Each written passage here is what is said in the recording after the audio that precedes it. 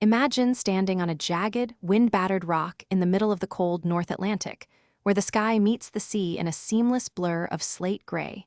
It is December of the year 1900. The Flannan Isles lighthouse stands as the only beacon of order in a chaotic expanse of salt water. But when a relief ship finally fought the churning swells to reach the island, they found something that defies human logic. The heavy iron doors were locked from the inside. A wooden chair was overturned in the kitchen, lying lonely on the floor. A half-eaten meal sat cold on the table, as if the three-seasoned lighthouse keepers had simply paused mid-bite to step into thin air. There was no sign of a struggle, no blood, no wreckage, yet the lamps were clean, the wicks were perfectly trimmed, and the logbook entries grew increasingly frantic as the days leading up to the event progressed. The men wrote of terrifying, unseen storms that never appeared on any meteorological chart of that time. Some believe that the sheer isolation and the crushing weight of the Atlantic roar drove them to madness, while local legends whisper of ancient spirits dwelling within the dark cliffs, waiting for the light to dim. What could compel three experienced, stoic men to abandon their post in the face of a mounting tempest, leaving behind the warmth of their hearth for the freezing, bottomless abyss below? The silence of the Flannan Isles remains a heavy, suffocating shroud over the rocks, and every crashing wave seems to echo the same unanswered question. They were there, and then, in the blink of a cold winter eye, they were gone, leaving only the ghosts of a mystery that the sea refuses to surrender. Imagine standing in the heart of the unforgiving Australian outback, where the horizon stretches into an eternal, shimmering haze of dust and dry earth. You look down, expecting the raw, scarred landscape of the desert, but instead, you are confronted by something that defies the very laws of scale and logic. Stretched across 4 kilometers of arid scrubland lies a colossal carving, etched into the crust of the earth with such precision that it seems impossible for human hands to have rendered it. This is the Merry Man, a figure of a hunter, spear in hand, carved into the plateau with lines so deep and deliberate they remain visible even from the high atmosphere. The strangeness began in June of 1998, when a pilot flying over the remote plains of South Australia stumbled upon this giant effigy. It is a silhouette of an Aboriginal man, intricately crafted, yet to this day, no one has claimed responsibility for its creation. Consider the logistics. Thousands of tons of earth were moved, yet not a single footprint, tire track, or discarded tool was ever discovered by investigators. Some believe it was the work of a highly coordinated, secret group of artists, while others suggest the precision indicates satellite-guided earth-moving equipment, a theory that crumbles when you realize the sheer isolation and silence of the region. There are no witnesses, no records of construction, and no motive that explains why someone would labor in the blistering sun to leave a mark intended only for the heavens. Was it a ritualistic offering, a cryptic message to the stars, or something far older that we are only now beginning to uncover? As the desert winds continue to howl through the hollowed lines of the giant, the Merry Man remains a silent, monumental sentinel, watching over a secret that the sands refuse to surrender, leaving us to wonder if we are the ones observing it, or if it has been waiting for us all along. Could a navigator from the 16th century possess knowledge that should have remained hidden for another 300 years? Imagine holding a fragment of gazelle skin, brittle with age, only to realize it holds a vision of the world that defies every law of cartography known to the era of sail. This is the Peary Rise map, a relic rediscovered in the dusty corners of the Topkapi Palace in 1929. When Admiral Peary Rise compiled this document in 1513, he claimed to have stitched it together from ancient source materials, some dating back to the time of Alexander the Great. But the chilling anomaly lies in the southern coastlines. The map depicts the rugged geography of Antarctica with startling precision, including mountain ranges and coastal features that were buried under miles of thick, impenetrable ice. How could a Renaissance cartographer accurately chart a frozen continent that would not be officially discovered until the 19th century? Some researchers suggest that the map reflects a world from an epoch before the glacial shifts, implying that ancient explorers possessed a sophisticated understanding of global topography long before the rise of modern science. Others argue it is a masterful trick of distorted projections, yet the accuracy of the coastline, now confirmed by seismic soundings beneath the ice, remains haunting. Is it a mere coincidence of artistic license, Or does this ink-stained parchment serve as a silent witness to a forgotten civilization that mapped our globe when the poles were still green? The map offers no apologies for its existence, leaving us to stare into the icy void of history, wondering just how much of our past has been erased by the relentless march of time. Imagine drifting across the dark, freezing expanse of the Baltic Sea, miles away from any shore, when your sonar equipment suddenly screams in protest. What lies beneath the waves, 200 feet down, that causes seasoned divers to report their electronic devices failing the moment they approach it? This is the story of the Baltic Sea anomaly, a mysterious, colossal formation discovered in 2011 that refuses to fit into any box of conventional geology. When the ocean exploration team first deployed their cameras, they were not expecting to find a structure that looked like something plucked straight from the set of a science fiction film. It is a massive, metallic-looking disk, roughly 60 meters in diameter, resting on a tall, cylindrical pillar that rises from the seabed like a jagged pedestal. Some believe it could be a geological curiosity, a strange rock formation shaped by glacial movement during the last ice age. Yet others point to the perfectly straight angles and the mysterious, blackened scorch marks that ring the object exterior. It is said that the water nearby hums with an unidentifiable energy, and the metallic composition of the surface remains a puzzle that metallurgists have yet to solve. Could this be a remnant of a forgotten, pre-human civilization, or is the ocean floor hiding a secret that has sat in silence for 10,000 years? As we peer into the grainy, distorted footage of that deep-sea abyss, we are left to wonder if some mysteries are better left undisturbed in the crushing, eternal cold of the depths. What is this silent sentinel, and why does it seem to be waiting for something that may never come? What if I told you that deep within the dense, suffocating jungles of Costa Rica, hundreds of massive stone spheres lie scattered like playthings left behind by giants? These are not mere boulders smoothed by the relentless passage of time or the carving power of river currents. We are talking about the Defy spheres, massive orbs of granodiorite, some weighing up to 16 tons, shaped with a geometric precision that defies logic. When you stand before them, the silence of the rainforest feels heavier, as if the forest itself is guarding a secret that predates our understanding of ancient craftsmanship. How did a civilization, lacking metal tools and advanced machinery, manage to carve rock so hard that it chips steel into near-perfect spheres? Some theories suggest that the ancients used a process of heating and cooling the stone, followed by meticulous abrasion, but even this fails to explain the mathematical symmetry found in these giants. The surface of these orbs is so smooth that it almost feels synthetic under the fingertips, yet they have rested in the damp earth for centuries. Who were these master architects, and more importantly, why go to such incredible lengths to create them? Some local legends speak of a divine origin, while archaeologists are left staring at the sky, searching for a history that has been erased by time itself. As you run your hand over the cold, unyielding surface, you cannot help but wonder if they were celestial maps, symbols of power, or something far more enigmatic. These silent sentinels remain, holding their breath in the shadows, waiting for us to uncover a purpose that was meant to be buried forever. Imagine you are standing in a quiet field on a crisp March afternoon in 1876, looking up at a clear, blue sky. Suddenly, the air fills with a sound like rushing wind, but instead of rain or hail, the heavens begin to weep something entirely different.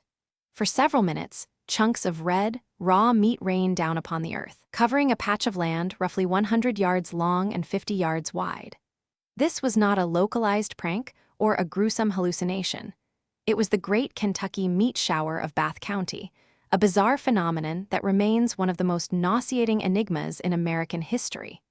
Local settlers who witnessed the event claimed the pieces ranged in size from small flakes to hefty, 3-inch chunks. Two brave souls even tasted the macabre downpour and suggested it resembled mutton or venison, though scientists of the era were far less adventurous.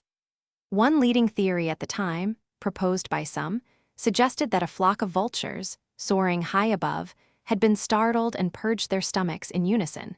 Yet the weather conditions and the sheer volume of material made this explanation crumble under scrutiny. Others argued it was a rare atmospheric eruption of organic matter, but the lack of a clear source continues to baffle researchers today.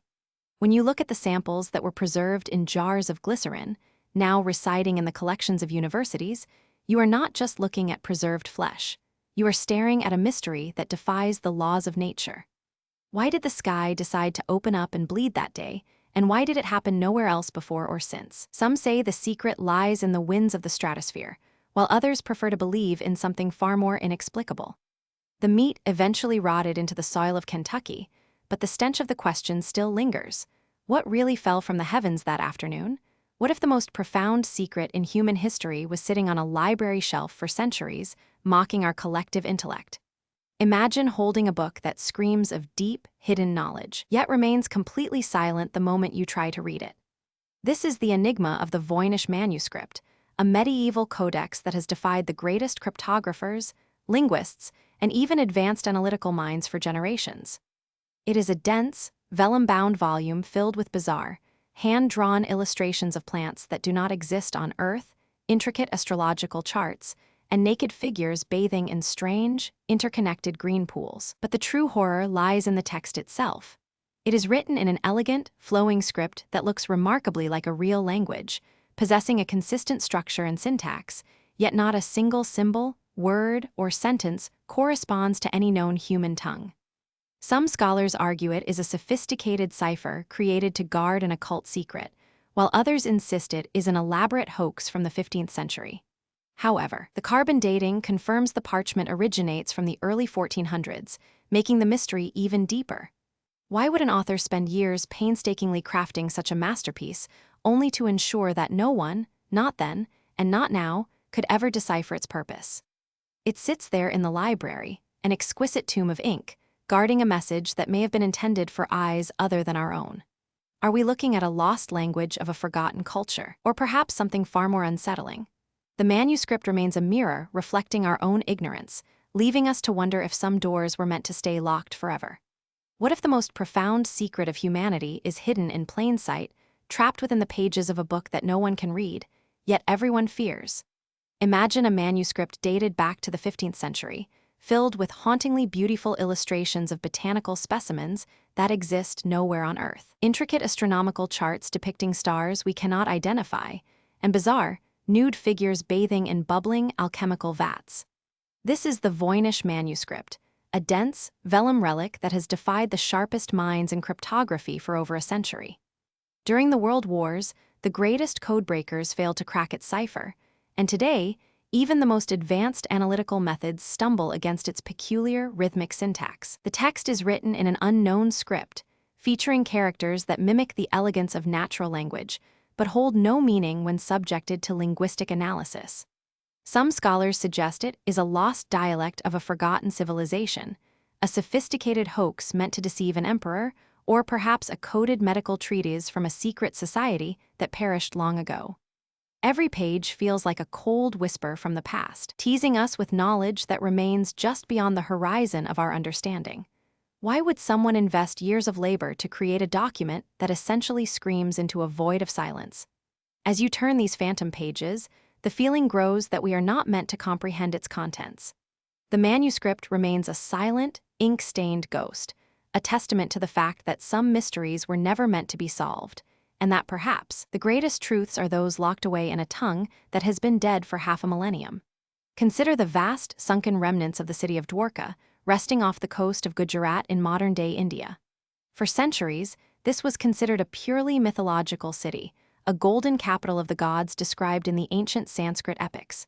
For generations, academics dismissed these accounts as the flowery delusions of ancient poets. Yet, in the year 2002, acoustic surveys of the Gulf of Combat uncovered something that shattered the established timeline of human history. Researchers found geometric structures, walls, and foundations submerged under 120 feet of water, spread across miles of the ocean floor. The scale of the ruins is staggering.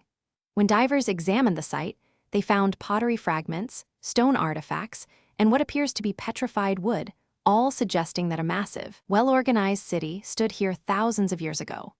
How could a complex, urban civilization thrive during a period when, according to conventional history, humanity was only just beginning to experiment with basic agriculture? The carbon dating of the wooden artifacts suggests an age of nearly 9,000 years, pushing the origins of structured society much further back than anyone dared to imagine. Did the rising seas swallow a thriving culture that possessed knowledge lost to the subsequent ages? The city of Dwarka sits in the dark, swirling currents of the bay, a submerged testament to a forgotten epoch that refuses to be ignored. It serves as a reminder that history is not a straight line, but a series of cycles, where great civilizations rise and fall, leaving behind only the barnacle-crusted foundations of their former glory. Finally, we turn our gaze toward the desolate peaks of the Ural Mountains, where the very atmosphere seems to hold a sense of deep, ancient foreboding. It was 1959 when a group of experienced hikers vanished into the frozen slopes of the mountain known as the Dead Mountain. When search parties found their tent, it had been cut open from the inside, as if the occupants were desperate to escape something that was already upon them. The belongings were left behind, including warm clothing and vital equipment, while the hikers fled into the freezing night in nothing but their socks. The injuries sustained by some of the party were impossible to explain. Fractured skulls and crushed chests, as if they had been struck by a massive force, yet there were no external signs of a struggle or impact. Some reported seeing strange, glowing orbs hovering above the peaks in the days leading up to the tragedy, while others point to the presence of unidentified acoustic phenomenon that may have induced panic in the group. Was it a freak natural disaster, a localized seismic event, or something that we are simply not meant to witness? The mountain holds its peace, keeping the bodies and the secrets of the hikers beneath the thick, eternal blankets of snow. It is a cautionary tale of the wilderness, reminding us that nature is not only vast and indifferent, but occasionally capable of cruelty that logic cannot penetrate. As the wind whistles through the jagged crags of the Urals, it seems to carry the whispers of the lost, a chilling narrative of a night that will forever be shrouded in the freezing, silent dark of the mountains. We are left only with the unanswered questions and the gnawing realization that, in the shadows of this world, some things are better left undiscovered. The mystery of the mountain is not just about the loss of life, but about the terrifying, inexplicable forces that dwell in the silent, cold places where men dare to tread.